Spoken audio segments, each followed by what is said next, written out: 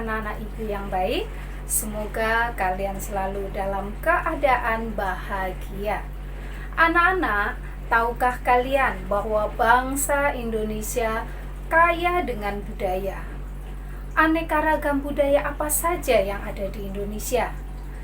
Berapa banyak ragam budaya yang ada di Indonesia? Dari mana budaya itu berasal dan dalam bentuk apa budaya tersebut? Sudah siap belajar? Mari kita mulai pembelajaran kali ini bersama saya, Ibu Warina. Terpujilah Buddha, Namo Buddhaya.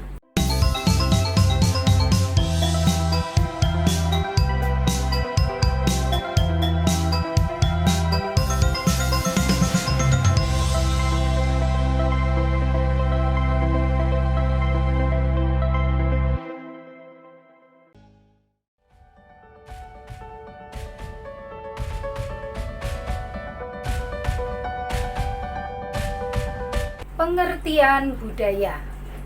Budaya adalah suatu cara hidup yang berkembang dan dimiliki bersama oleh sekelompok orang dan diwariskan dari generasi ke generasi berikutnya. Budaya terbentuk dari banyak unsur seperti sistem agama, adat istiadat, bahasa, perkakas, pakaian, bangunan, dan karya seni. Sekarang coba kalian perhatikan teman-teman kalian di sekolah. Apakah mereka menganut agama yang sama atau mempunyai adat istiadat yang sama? Jika berbeda, apa yang akan kalian lakukan? Sebagai warga negara yang baik, hendaknya senantiasa hidup berdampingan, saling menghargai dan menghormati. Ada pepatah yang berbunyi, di mana bumi dipijak, di situ langit dijunjung. Artinya, seseorang sudah sepatutnya mengikuti dan menghormati adat istiadat yang berlaku di tempat tinggalnya. Anak-anak, mari kita perhatikan peta berikut ini. Indonesia terdiri dari pulau-pulau besar dan pulau-pulau kecil. Setiap pulau mempunyai kebiasaan, bahasa, pakaian adat, tradisi, bahkan hasil karya yang berbeda.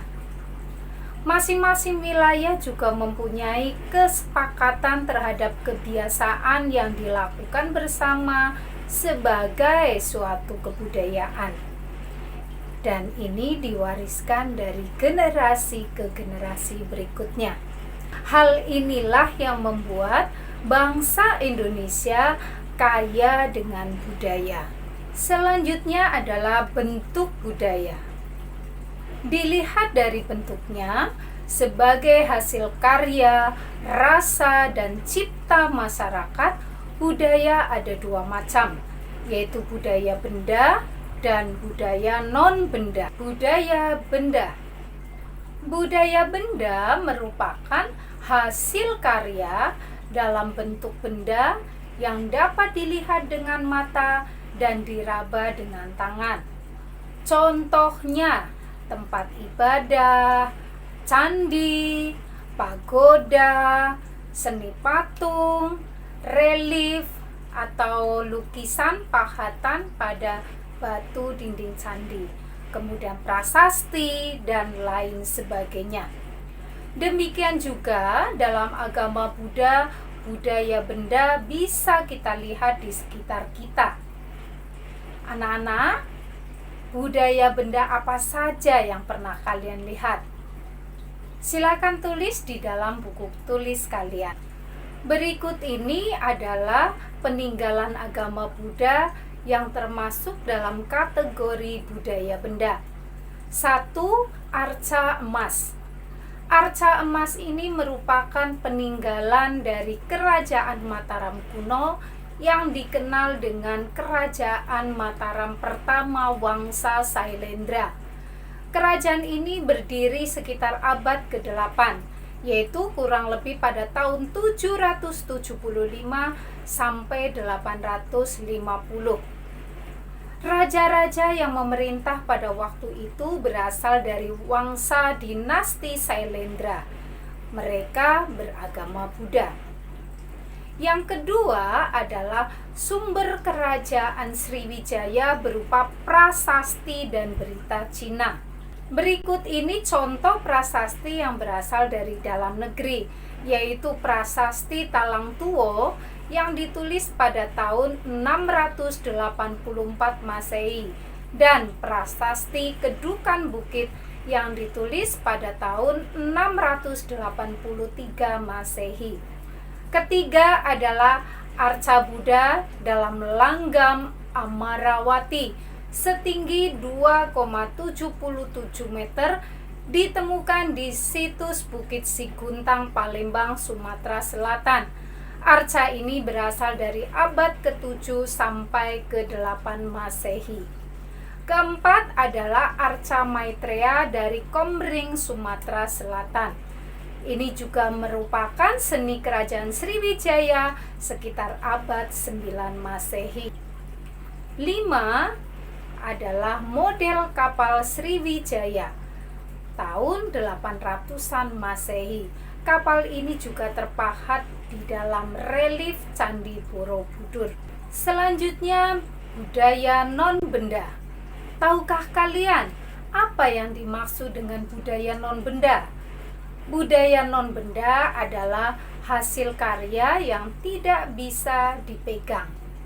Contohnya, tarian, bahasa, puisi, pantun, lagu, cerita rakyat, dongeng, upacara adat, dan lain sebagainya. Bangsa Indonesia memiliki banyak suku, dan setiap suku mempunyai bahasa daerah, adat istiadat, cerita rakyat, dan lain sebagainya. Nah, sekarang kalian paham kan mengapa bangsa Indonesia mempunyai kekayaan budaya? Selanjutnya, mari kita bersama-sama membaca pantun berikut ini. Jalan-jalan ke Pulau Jawa, tidak lupa mengunjungi candi. Sebagai siswa Buddha, budaya senantiasa dijunjung tinggi.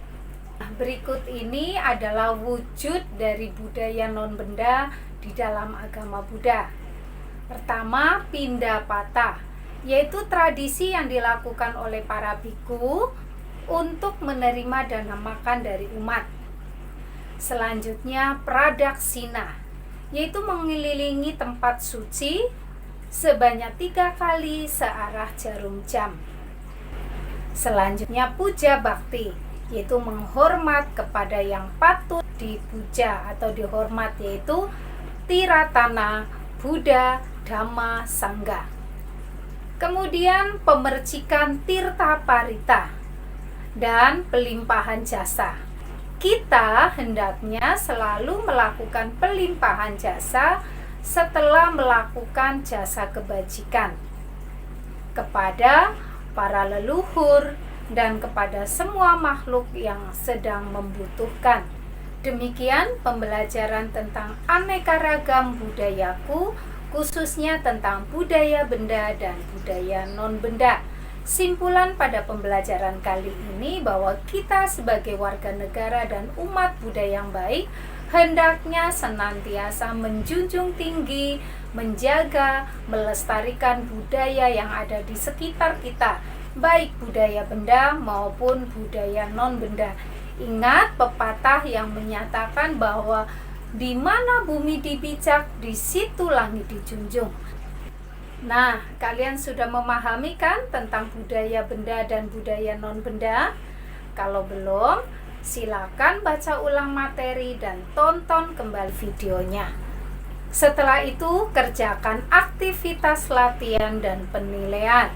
Jika sudah selesai, silakan lanjutkan baca materi dan tonton video berikutnya. Terima kasih atas perhatiannya. Semoga semua makhluk hidup berbahagia.